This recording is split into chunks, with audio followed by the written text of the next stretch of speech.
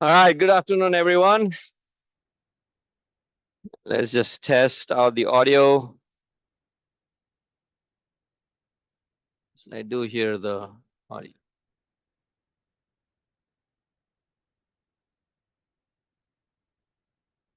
Mic testing, check one, check two. Okay. All right. If you are attending online, then just feel free to interrupt and speak up if you have a question. Don't type in the chat window because I won't be able to monitor it. Also, just type in random messages every few minutes so that Zoom doesn't kick us out. Yeah, the last two lectures, I mean, there was no activity. Zoom just auto closes after a while. That's why those videos are in two parts. All right, let's see. What are we doing today? We are wrapping up. Let's see, where am I? This one? No, not this one. It is this one. Indefinite integral.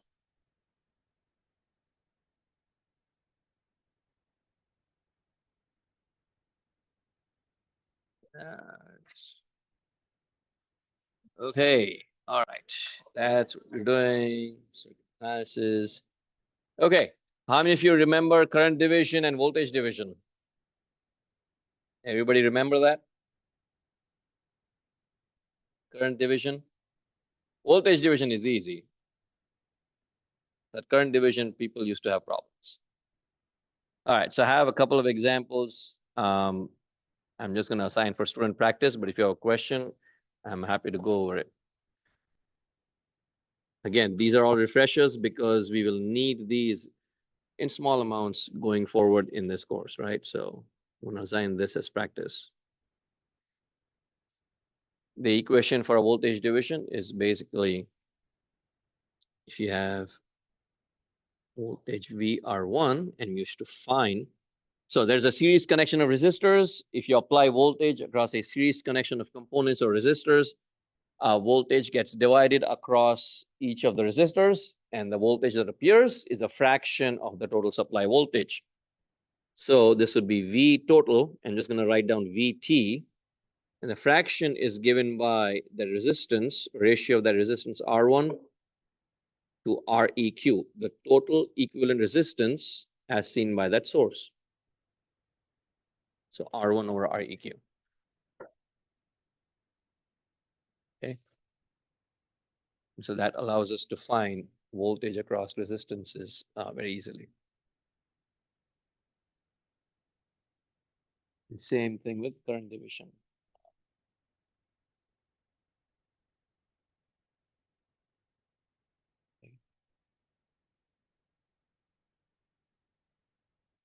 Right.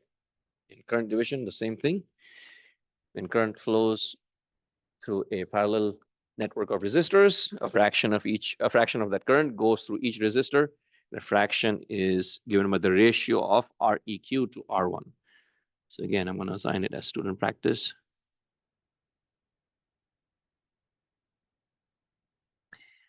And let's see. IR1 or I1 is equal to supply current IS times total Req over R1. We won't see current division as much, but sometimes it does save you time when you're analyzing different circuits. Okay.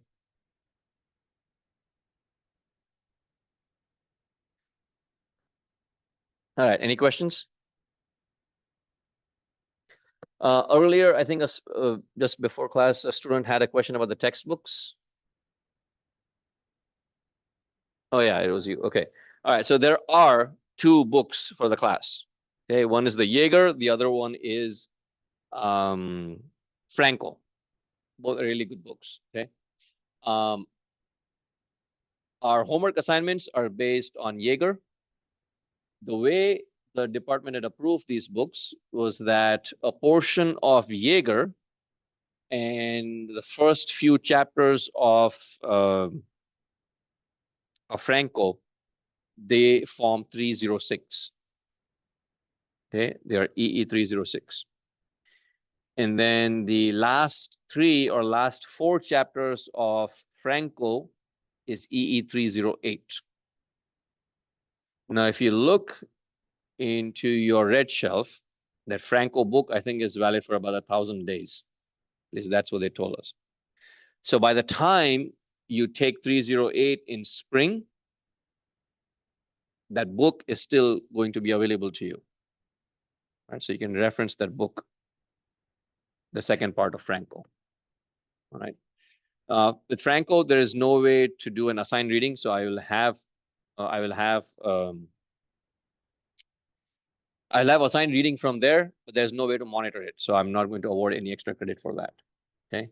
The Jaeger book, the assigned reading can be monitored, and students do have to answer some auto-generated questions, system-generated questions, and so there is extra credit for those reading assignments.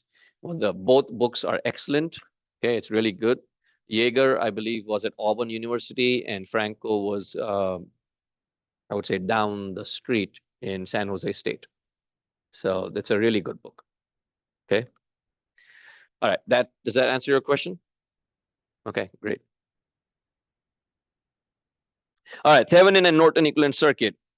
And once again, I do this because it's one of the most fundamental topics to our analysis, right? Especially when we get to transistors. In transistors, we use multiple different kinds of models, and each one of those models will have a dependent current source, sometimes dependent voltage sources, and then we have the input side and we have the output side. So oftentimes, we'll simply state, oh yeah, looking into the input of this transistor model, a Thevenin circuit looks like this, and then we'll just move on, right? And so it's very important that you have a good grasp on these concepts and are able to determine these Thevenin and Norton circuits very quickly and easily.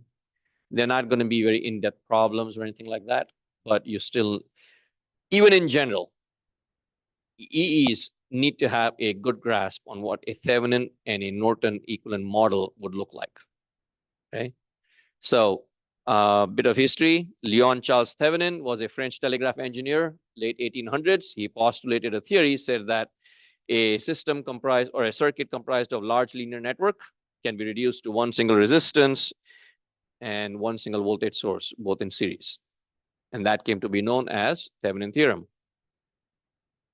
And then a few decades later, Edward Norton, not the actor, he's not that old. He was a engineer working for Bell Labs. He postulated his own theory because he was working with a lot of audio devices. And he said that you could take the same large linear circuit and represent it as a current source in parallel with that resistance. That came to be known as the Norton theorem, right? And because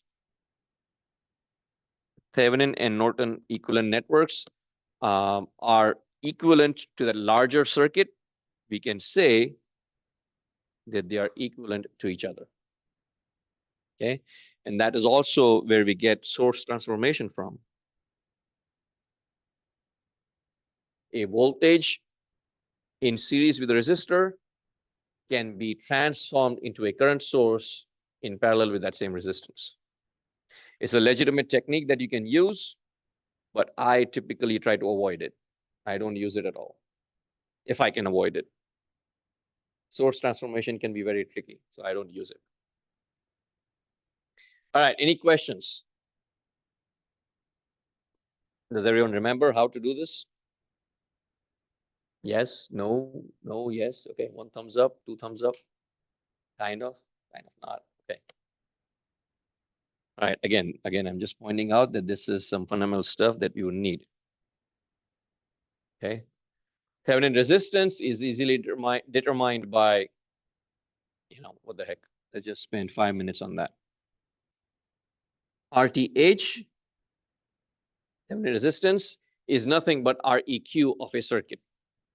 It is the total equivalent resistance as seen from the perspective of the terminals of analysis. In this case, the terminals of analysis could be anything. If you're trying to look at it from the perspective of R6, then we remove R6 from our analysis, and we would label these right here as A and B and analyze the circuit from that point on. We'll call this A and this as B. And this would be A and this is B. Okay. If you're trying to find the Thevenin Norton circuit as seen from the perspective of any component, you remove that component from your analysis and you analyze the rest of the circuit from there. So REQ between A and B. That gives you your Thevenin resistance. Does that ring a bell? Right? Okay. 5 seconds, 10 seconds. Let me know if anybody has any questions.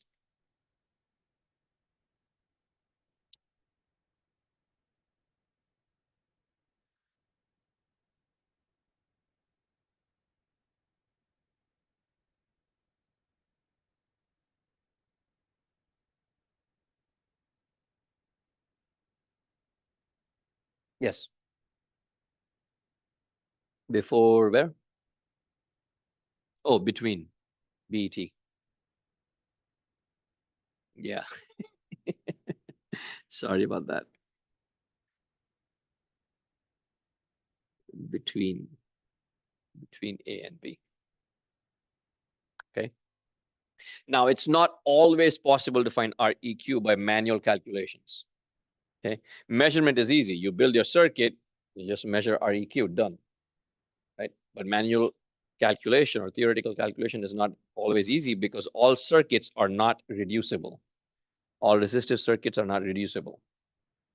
Also, the two things we must do before trying to find REQ is we must reduce all independent sources to 0, right? In reducing a source to 0 means replacing voltage sources with a short circuit and replacing a current source with an open circuit, right? Replacing it with an open circuit simply means you remove it, that's all. But a voltage source must be removed and replaced with a short circuit wire. And then we can find REQ. We can only find REQ if there are no sources present in the circuit. So that's Thevenin resistance. Thevenin voltage, you simply analyze and determine the open circuit voltage between A and B. You can use any analysis technique you want. Node voltage analysis, mesh current analysis, superposition, voltage division, current division, Ohm's law, KCL, KVL, any technique you want that you deem fit, and you determine the open circuit voltage between A and B. Okay. And that's your Thevenin voltage. That's it.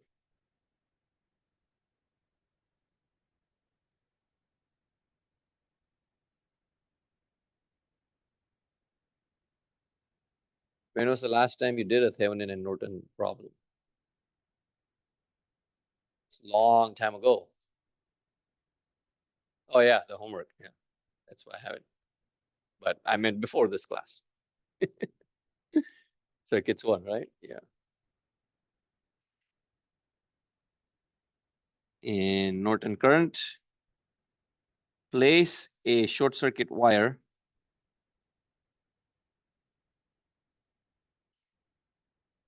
between A and B and determine or calculate the current in that wire. Determine current in the wire.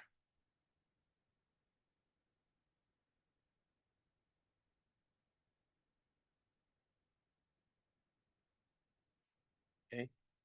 Current needs a pathway to flow through. So you short A and B, And the current that flows through that short circuit wire between A and B is the Norton current, right?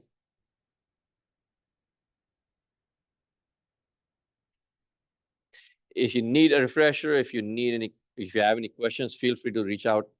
Let me know via email, stop by my office. I'm happy to help out. Okay. But again, this is a very important topic. As an electrical engineer, you would absolutely need this in all your other classes.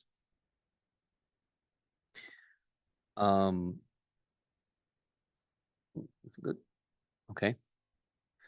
Also, in many of the models, again, we won't see those models until the latter part of this course. We will use dependent current sources or dependent sources. When you have a dependent source, we cannot zero them out. We cannot find Req directly. So in that case, so this cannot be zeroed out.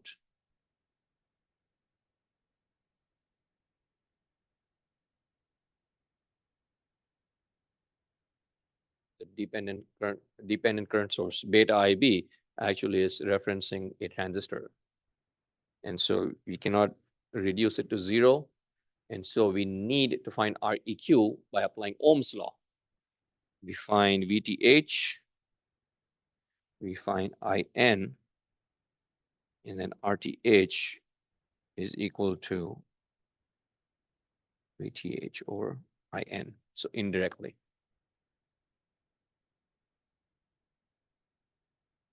Okay. So there is no other way to determine those.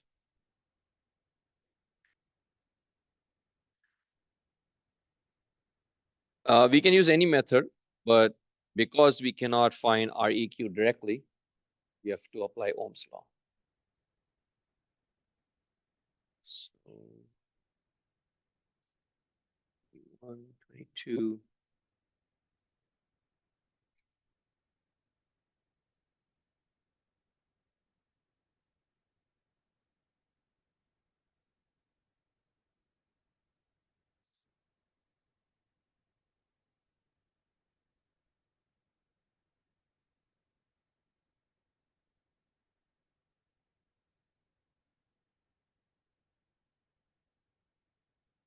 Any questions? Any questions at all?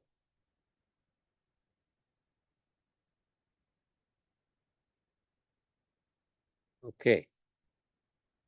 All right, then let's go here. A little bit of a delay in copying the slides. Okay, there we go. And then copy into content library.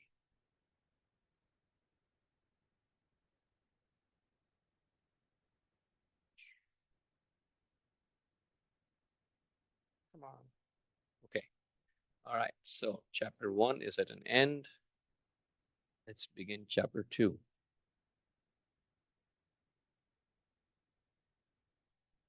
Solid state electronics. All right. This is known as solid state electronics because unlike vacuum tubes, well, I mean, there's still physical movement. Obviously, it takes place at the micro scale and the nanoscale. Actually smaller than that, obviously. But it's all known as solid state electronics.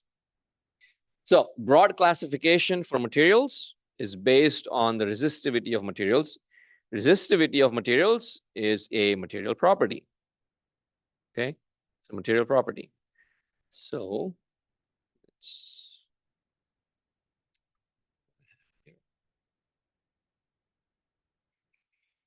oh, that's Malan for something to go on Zoom. So let's type in a test message on Zoom. Hopefully it doesn't kick us out. Okay. That's, by the way, how that's the sound that I wake up to every morning. An annoying, irritating sound. It makes you what out of bed. All right, so resistivity. What is resistivity? Resistivity is the material property. Okay. The opposite of resistivity is conductivity. And based on this classification, we describe materials Again, it's a broad classification. So we describe materials as conductors or insulators or semiconductors. Okay. Units for resistivity is ohm meter or ohm centimeter, ohm times centimeter. These are material properties that depend on the elements. Okay. So if we remove any external factors like temperature, pressure, humidity, if we say there's a constant pressure, constant temperature, and constant humidity, we would say material property of resistivity is such and such a number at that particular temperature under those environmental conditions, which is true of any physical quantity. Ohm's law is valid for a wide range of temperature, pressure, and humidity or other environmental conditions, but it does not hold true for all. Okay, at elevated or different kind of temperatures or pressure, it's not going to be true. All right, so resistivity, the first thing is that it's a material property that is dependent on environmental conditions.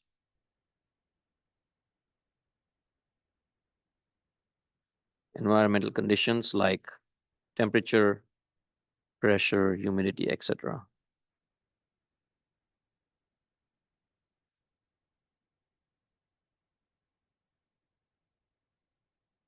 All right. Resistivity in particular is highly temperature dependent. Okay, just a few degrees change in temperature can affect the resistivity of materials. Okay, so it's highly temperature dependent. I would say most important. IMP. It's not ZMP. Let's IMP. For the most part, we always say that we are learning semiconductor theory at room temperature. Oftentimes, the room temperature is defined as 300 Kelvin, which is 27 degrees C. Okay, so for the most part, that's the temperature that we would work with. The notation for resistivity is the Greek letter rho, which is, well, it looks like a P here. So I'm going to do this. RHO, rho. Okay, resistivity is rho. Anyone remember the equation for resistance? L over A. Yep, rho L over A. So R is rho L over A. The thinner the wire, the higher the resistance. The longer the wire, the higher the resistance. Theoretical analysis that we learn in class, or any theoretical analysis we perform, we pretty much ignore these effects. A wire in a circuit diagram has 0 ohm resistance, whether it's a small dot, whether it's a short line, whether it's a long line, it doesn't really matter. Everything is 0 ohm resistance. Real life, not so much. Right? If you do decide to go into power systems and you're working with long distance transmission lines, resistance is a big factor, right? Well, resistance is a big factor. Inductance, capacitance, everything is a big factor. All right. So yeah, conductors, insulators, and semiconductors. Conductors typically have a resistivity that is less than 10 raised to minus 3. Okay. Insulators have resistivity that is in excess of 10 raised to 5. Semiconductors fall somewhere in the middle.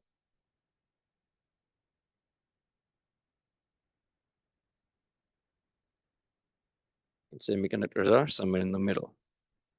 Now, it's not only resistivity that determines whether a material is a semiconductor or not. There's a lot of other physics that takes place or is required. Okay, so it's between insulator and conductor.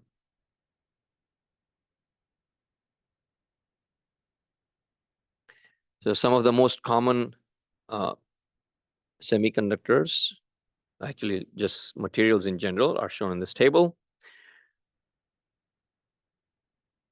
What do we see?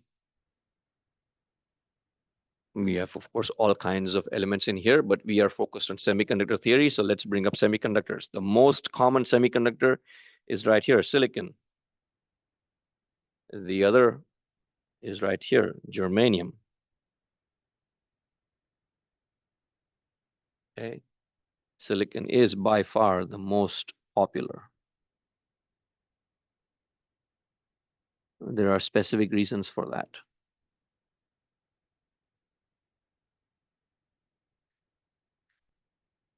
Okay. There are specific reasons for that. First of all, let me ask you this. What do you notice about these elements? Which column are they in? They're in column 4. Right? Silicon, germanium, they're all in column 4. Carbon is also in column 4, but it's not a semiconductor. So there are elemental semiconductors, okay, which means the element by itself is a semiconductor, and we give a specific name to it. We call it an intrinsic semiconductor. Intrinsically inherent to the material itself, to the element itself. Hence, we call it an intrinsic semiconductor. Okay, so there's intrinsic semiconductors like silicon and germanium. This term intrinsic is important because we will use it when we get to mathematical calculations and equations. Intrinsic, I would say inherent. Inherent or inside. Okay. And then there are semiconductors that are known as compound semiconductors. Compound semiconductors are if you take, well, as the name suggests, if you take 2 or more elements and create a compound, it's a compound semiconductor. Some of you may already be using compound semiconductors. Well, we all actually use them. LEDs are made from compound semiconductors.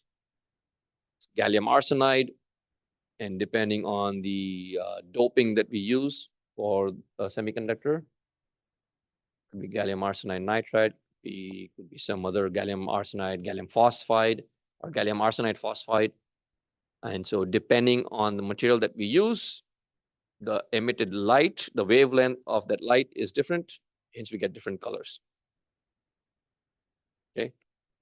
So we have compound semiconductors. And compound semiconductors can be of 2 compounds, 3 compounds, even 4 compounds. Okay. 2 compounds is examples of those.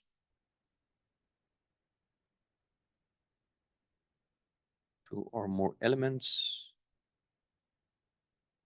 So we have gallium nitride. You have gallium nitride fast chargers. So gallium nitride, gallium arsenide, gallium phosphide, etc., etc. Okay. They all have applications in this modern world. So those are compound semiconductors. Then we have something known as ternary. Ternary is TERNARY. Ternary semiconductors. All it means it has 3 elements.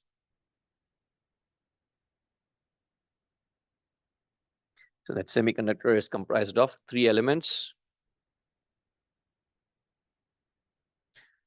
I personally have never used, I want to say I've never used a ternary in any of my research work. And there's also quaternary.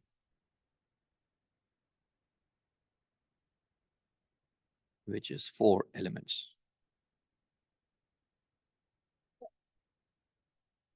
Yes, this is exactly 3 and 4. Question being asked is it exactly 3 and 4? Which reminds me, I actually have used a 3 compound, which was, let's see, indium tin oxide. more commonly known as ITO.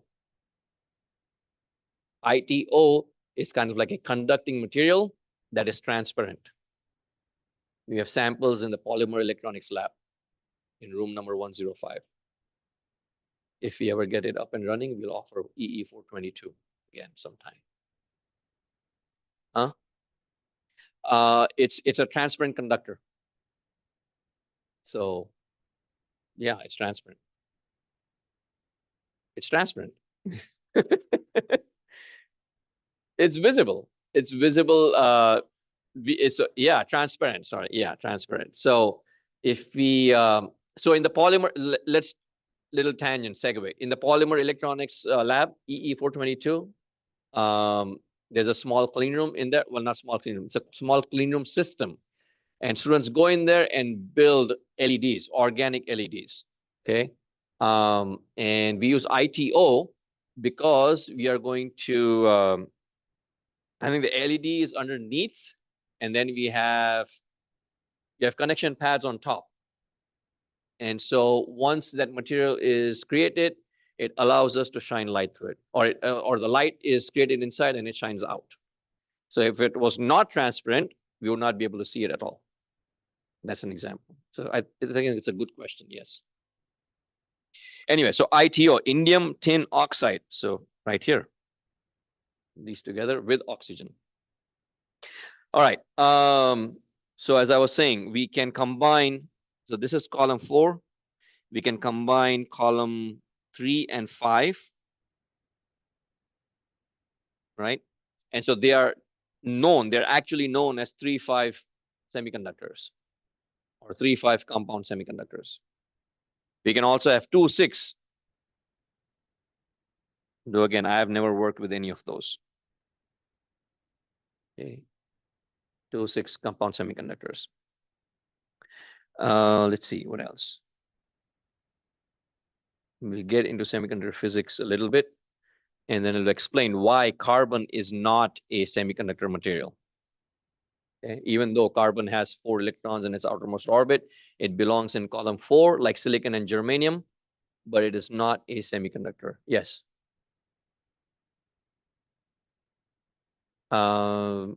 Honestly, I can't think of any. So question being asked is what kind of applications they would be used in. Gallium and arsenide and gallium and phosphide, those are used for making LEDs. That's the one that I know. I don't know of the others. ITO, as I said, used as a transparent conductor, so it's again used in some kind of optical applications. Yeah. But others, I honestly don't know the answer. That's actually something I should retain in memory and look up. What are the modern applications for those semiconductors? Any other questions? Yes.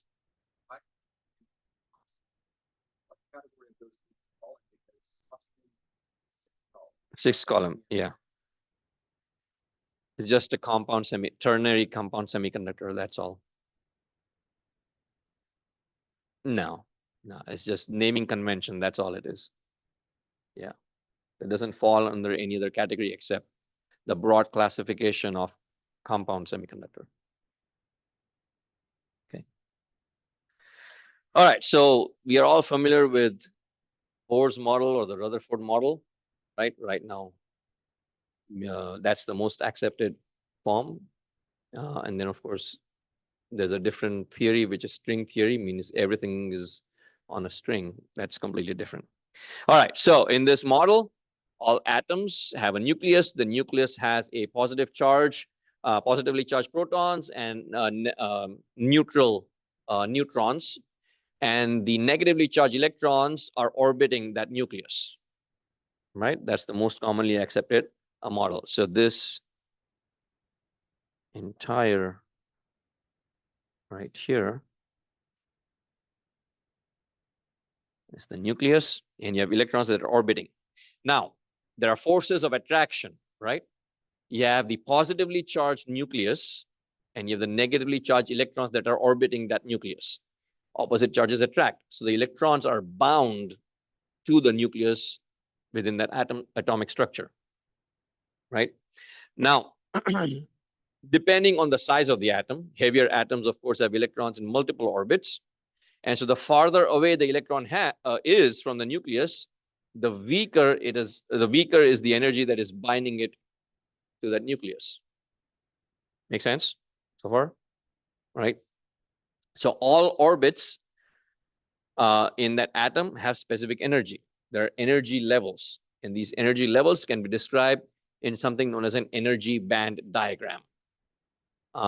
There's a course that we teach. It hasn't been offered for a while, I think, 524 solid state device physics. You can learn a little bit more about this. Okay, so we're only scratching the surface, so to speak. We're not going too far in depth.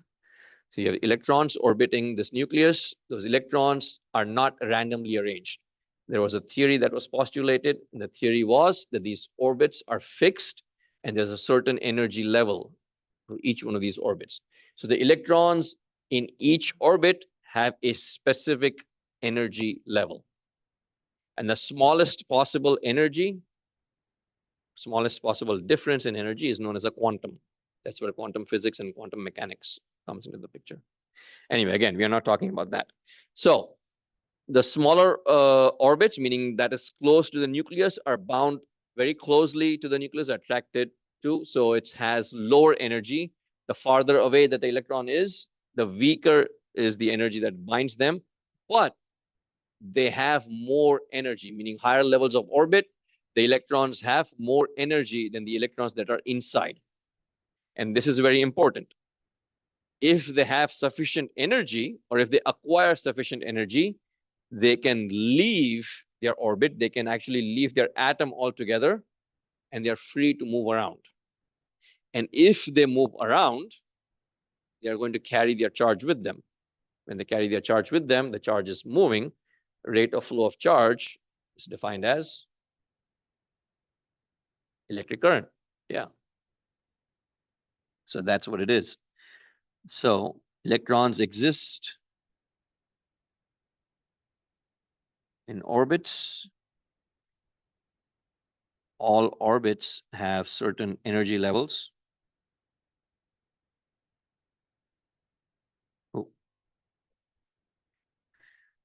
These energy levels are quantized. Okay, so they have specific levels. They have specific numbers.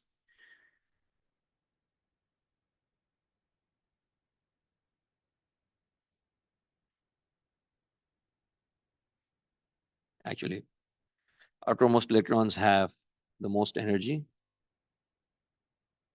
Or in other words, higher orbits have higher energy.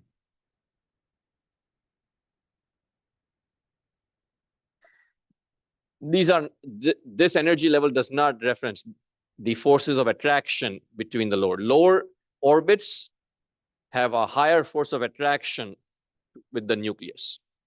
So the higher up you go, or the farther away from the nucleus you go, the lower the forces of attraction, but the higher the level of energy. Okay. Does that make sense to everyone? Okay. All right. Now, what do silicon and germanium have? They have 4 electrons in their outermost orbit.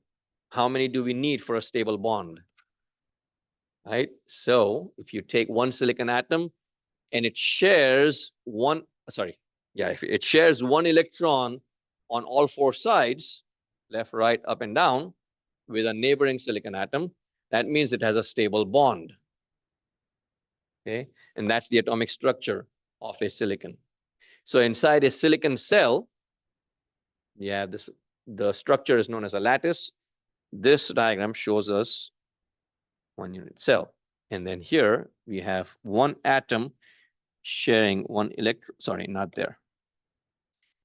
sharing one electron each on all sides.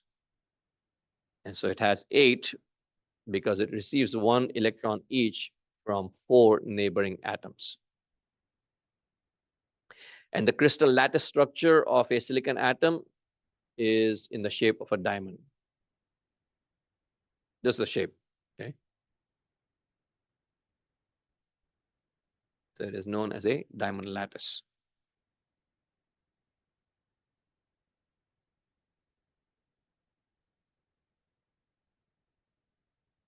We have time. Okay, 10 minutes left. Okay.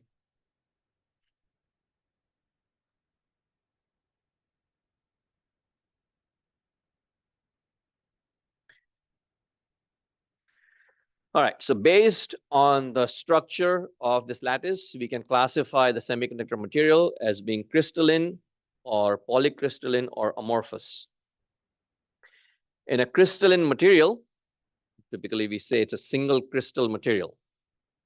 In a crystalline material, the order of elements or the order of the atoms within the lattice structure is completely ordered. It's ordered from the top to the bottom, to the left, to the right. The entire structure is completely in order. There is no random structure anywhere. Okay. And then that's what we call as crystalline material. It's an ordered structure. And the reason this is important is because every semiconductor device typically begins with a single crystal material. A single crystal material allows us to have, but you can predict properties or the behavior of this device no matter where it's created in that lattice structure. Because it's an ordered, not ordered segments, it's ordered throughout the entire structure. The physical properties are replicated and hold true throughout the entire structure. That's what it means to have a crystalline structure. So single crystal structure, let's say if we have something like this, you have atoms, they bond with other atoms. And that structure is just replicated throughout. Oh, it's not an arrow.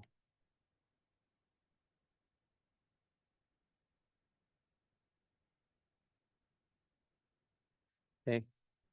The structure is replicated throughout.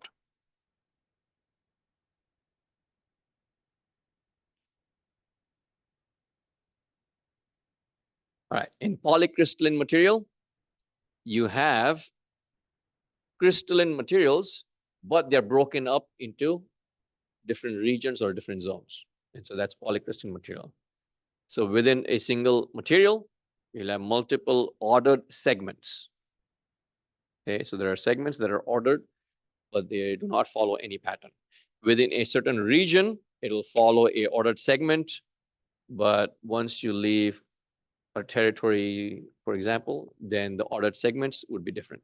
And so polycrystalline material, as the name suggests, multiple crystalline structures in one material, hence polycrystalline.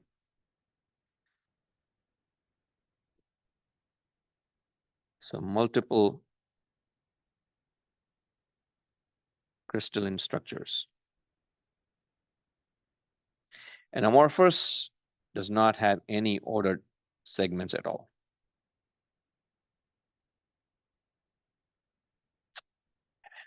No ordered segments. No ordered segments. Or no ordered structure, right? No ordered structure. That's amorphous.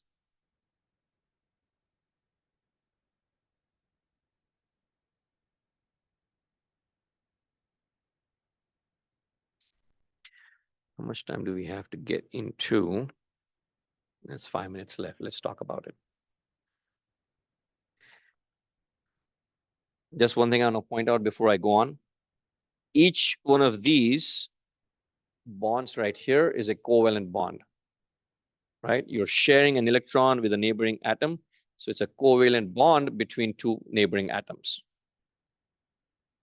Okay. Now, remember I said we have carbon, we have silicon, we have germanium, all of them in that same column 4 of the periodic table. They all have 4 electrons, right? And that's what makes them semiconductors. Silicon and germanium, they're semiconductors because they have 4 electrons in their outermost orbit. Okay, and you will see why this is important later. But the other important factor is known as the energy band gap. The energy band gap is basically the energy band diagram is a diagram that represents the different energy levels. And again, we are veering a little bit into solid state physics, which is required. Okay, so this is known as the energy band diagram.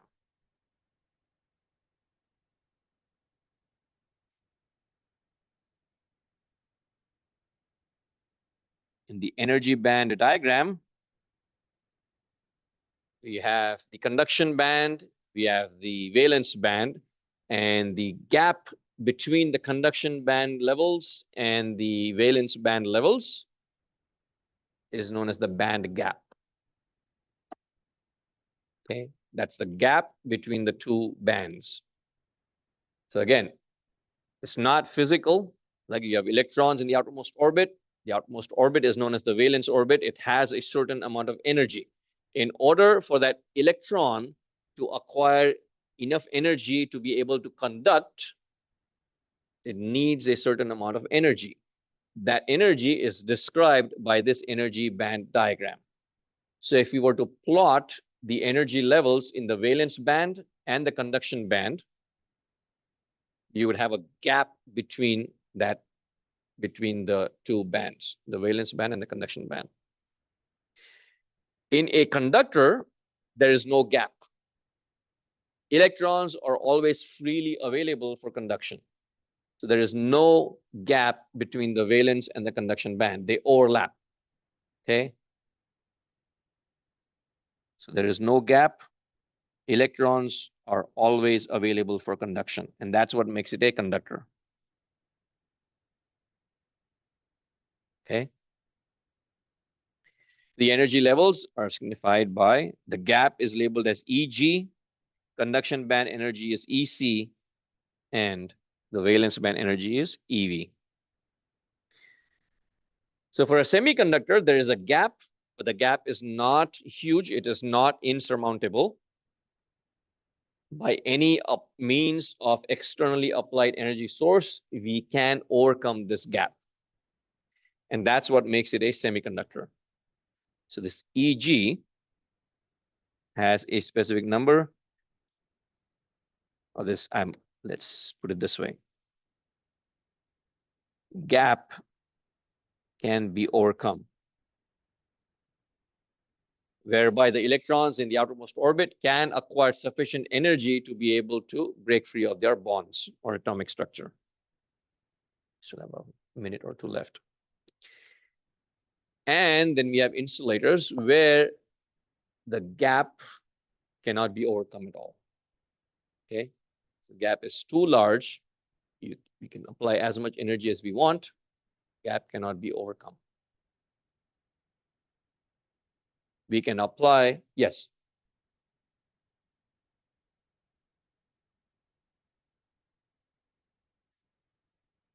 It does. That does happen. So let's take the example of, because the scale that we're talking about is billions and trillions of electrons. It's a huge number of electrons. Okay. And so